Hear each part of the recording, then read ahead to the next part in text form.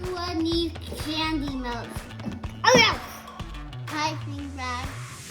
Before we get started, turn on your candy melting pot.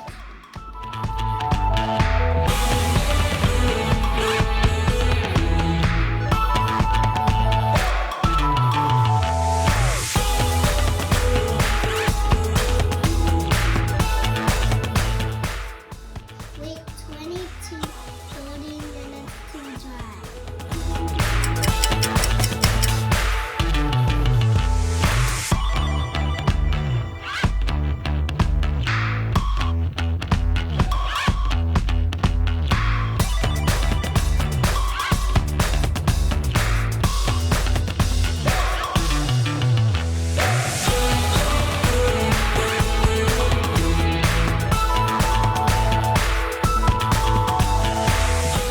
We're all done. They came out pretty good.